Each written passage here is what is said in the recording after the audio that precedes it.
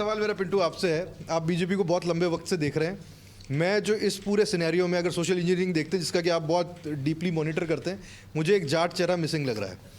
आपको लगता है कि बीजेपी प्रदेशाध्यक्ष के तौर पे आने वाले समय में किसी जाट को हम देख सकते हैं? ये बिल्कुल चर्चा है। कल हम जब बीजेपी मुख्यालय में बैठे थे तो बात आ रही थी कि सतीश जी पूनिया को वापस संगठन में लाया जा सकता है, उनको प्रदेश अध्यक्ष की जिम्मेदारी दी जा सकती है। कर्नल राज्यवर्धन राठौड़ बड़े नेता हैं, तो चर्चा है कि राठौड़ को फिर से लोकसभा चुनाव लड़ाया जाएगा और जोटवाड़ा में राजेंद्र राठौड़ को फिर से वहां पर शिफ्ट किया जाए और विधानसभा में फ्लोर मैनेजमेंट के लिए एक संसदीय कार्य मंत्री की जो जगह उनको खाली लग रही है। देवनानी काफी मजबूत थे, देवनानी को विधानसभा अध्यक्ष बना दिए, लेकिन अब फ्लोर को मैनेजमेंट कौन संभालेगा? वहां पर जिस तरीके की 70 के करीब कांग्रेस की सीटें हैं और कांग्रेस के आक्रामक नेता है गोविंद सिंह डोटासरा, शांति धारीवाल, हरीश चौधरी, ऐसे लोगों को कैसे जवाब वहां देंगे? एक संसदीय कार्य मंत्री की जरूरत है। ऐसी स्थिति में राजेंद्र राठौड़ जोटवाड़ा जा सकते हैं, जोटवाड़ा से कर्नल राज्यवर्धन राठौड़ फिर से लोकसभा चुनाव लड़े और सतीश पूनिया को संगठन में जगह दी जा सकती है। देखिए, राजस्थान की सियासत में जाटों को साधे बिना राजनीति नहीं कर सकते। सबसे ज्यादा बाहुल्य सीटें 3 से 4 मंत्री बनाए जाएंगे, 3 कैबिनेट मिनिस्ट्री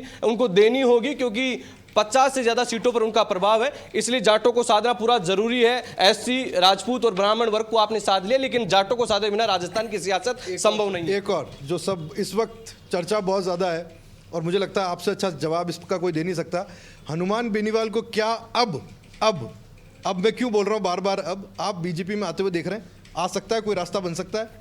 देखिए, संभावनाओं से इनकार नहीं किया जा सकता सियासत में, क्योंकि बेनीवाल को भी अपनी जो एक सियासी अंदाज, उन्होंने सियासी चीज़ों को भापने में वो भी कामयाब हो गए। जिस तरीके से आरएलपी बढ़ी और जैसे वो डाउन आई, 3 सीटें उनको मिलती है और अब खुद उन बेनीवाल को लगता है जो मार्जिन उनका घटा, क्योंसर उनकी परंपरागत सीट थी और जीत का मार्जिन उनका घटा, सीटें 3 से 1 पर आ गए और जो परंपरागत सीट उसमें मार्जिन घट गया और लोकसभा से अब चुनाव लड़ना है हनुमान बेनीवाल को, तो निश्चित तौर पर अगर विलय नहीं तो गठबंधन हनुमान बेनीवाल का दिखता है, ताकि हनुमान बेनीवाल फिर से लोकसभा में जाए और जाट समाज की जो दूसरी जाट वर्ग की वो सीटें उनको साधा जाए। देखिए, मैं ये तो नहीं कहूंगा कि सवाल को आगे बढ़ाते हुए मैं भी आपसे सवाल करना चाहूंगी कि यहाँ पर आख्या और अगर भाटी की बात की जाए तो वो भी बीजेपी के बागी नेता थे, तो वो भी क्या अब वापस बीजेपी में आ सकते हैं?